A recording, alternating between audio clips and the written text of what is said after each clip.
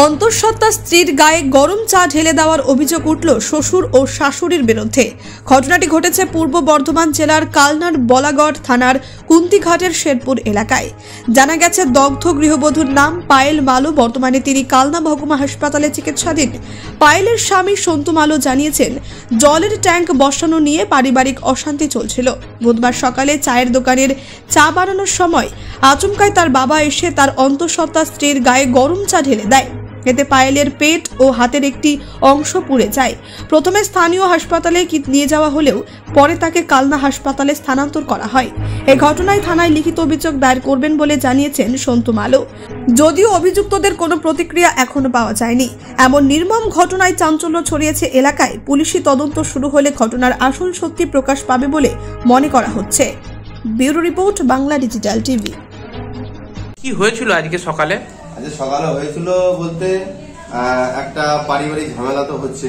কার সাথে? হ্যাঁ, আমার মা বাবা। আমি যখন কাজে চলে যাওয়ার পর আমার বউয়ের উপর টর্চারিং করে। আচ্ছা, কে করে টর্চারিং? আমার মা বাবা দুজনে। আচ্ছা, দিয়ে তারপর? ঠিক আছে, ধরলাম আম্মু বাড়িতে নেই আর বাবা বাড়িতে নেই। ঠিক আছে, গালাগালি অত্যাচার টর্চারিং ওর উপর করে দোষ দেয় যে আমার বউ করেছে, যে তোর বউ করেছে।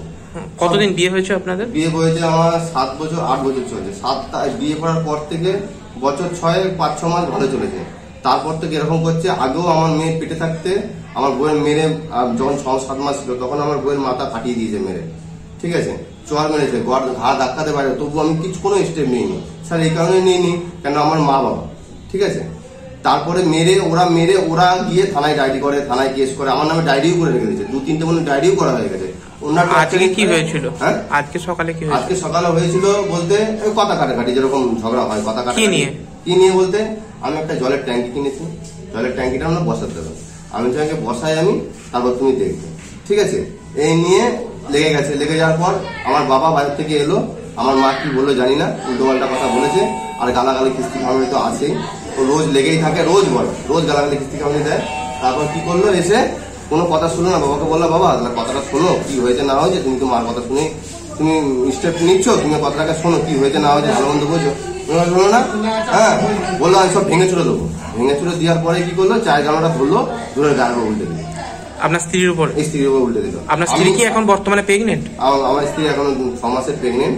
আচ্ছা, হ্যাঁ 6 মাসের অন্তঃসজ্জা এখন আছে। কোন জায়গায় হয়েছে ঘটনা? শেরপুরে। হ্যাঁ, কুন্তিঘাট শেরপুর। কোন থানা আপনাদের? বলাঘাট থানা। থানায় জানিয়েছেন বিষয়টা? থানাকে আমি যখন ট্রিটমেন্ট করবো থানায় জানতে পারিনি।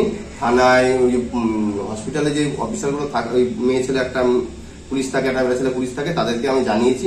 তারা প্রথমে কোথায় নিয়ে গিয়েছিলেন? জিরাটে। তারপর ওখান থেকে রেফার করেছে, একটু রেফার করেছে। আমি বলছি তোমার কালনায় তোমার সুবিধা, কালনায় আমি নিয়ে এসেছি। কি নাম আপনার? আমার নাম সন্তু মালু। সন্তু মালু? হ্যাঁ। আপনার স্ত্রীর কি নাম? পায়েল মালু। বাড়ি শেরপুর। কোন পঞ্চায়েত পড়ছিল আমাদের মিত্রন্দপুর পঞ্চায়েত। বাবা মায়ের কি নাম? বেদানা মালু আর অমল মালু। বেদানা মালুকে? বেদানা মালু মা? হ্যাঁ, আর অমল মালু আমার বাবা।